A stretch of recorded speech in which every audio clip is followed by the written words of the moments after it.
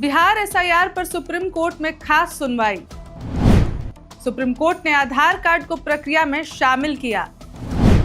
Supreme court ने चुनाव आयोग को कौन कौन से नए आदेश दिए।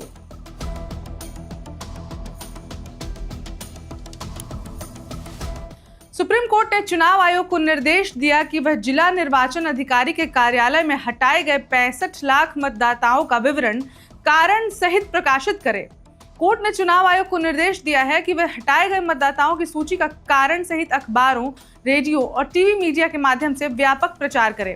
इसके साथ ही सुनवाई के दौरान सुप्रीम कोर्ट ने कहा कि बिहार में ड्राफ्ट मतदाता सूची से नाम हटाए जाने से पीड़ित लोग आधार कार्ड के साथ दावा प्रस्तुत कर सकते हैं, यानी कि दावा अवधि का जो समय है इसमें आधार कार्ड के इस्तेमाल के लिए कोर्ट ने कह दिया है।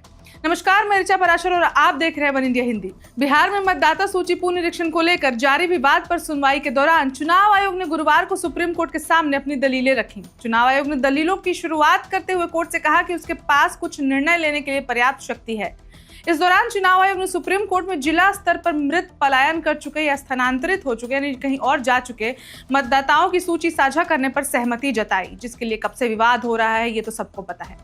अब इसके बाद सुप्रीम कोर्ट ने चुनाव आयोग से 19 अगस्त तक मतदाता सूची से हटाए गए 65 लाख मतदाताओं की पहचान का खुलासा करने को कहा है, यानी कि 19 अगस्त तक पहचान करने का डेट दे दिया गया है चुनाव आयोग को सुप्रीम कोर्ट द्वारा। कोर्ट ने 22 अगस्त तक अनुपालन रिपोर्ट भी मांग ली है। चुनाव आयोग ने सुप्रीम कोर्ट से कहा कि मृत, विस्थापित या स्थानांतरित हुए लोगों के नामों की सूची राजनीतिक दलों के कार्यकर्ताओं को दी गई है। इस पर कोर्ट ने कहा कि हम नहीं चाहते कि नागरिकों के अधिकार राजनीतिक दलों के कार्यकर्ताओं पर निर्भर रहे। मृत, विस्थापित या स्थानांतरित वोटर्स के नामों को डिस्प्ले बोर्ड या वेबसाइट पर प्रदर्शित करने से अनजाने में हुई गलतियों को सुधारने का मौका मिलेगा।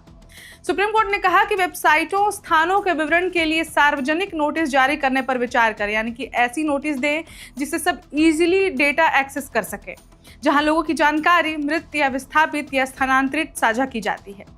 इतना ही नहीं, सुनवाई के दौरान न्यायमूर्ति सूर्यकांत और न्यायमूर्ति जयमाल्या बागची की पीठ ने राज्य में विशेष गहन पुनरीक्षण यानी एसआईआर चुनाव कराने के आयोग के फैसले को चुनौती देने वाली याचिकाओं पर सुनवाई करते हुए कहा कि हम चाहते हैं कि चुनाव आयोग यह बताए कि 2003 की कवायद में कौन कौन से दस्तावेज लिए गए थे। अब इससे पहले 13 अगस्त को सुप्रीम कोर्ट ने कहा था कि मतदाता सूची के पुनरीक्षण में मतदाताओं से मांगे गए दस्तावेजों की संख्या 11 है, जबकि मतदाता सूची के सारांश पुनरीक्षण में 7 दस्तावेजों पर विचार किया जाता था।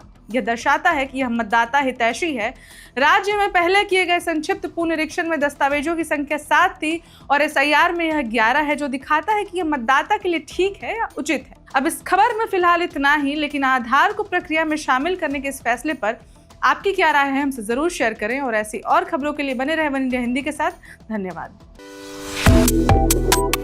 Subscribe to One India and never miss an update. Download the One India app now.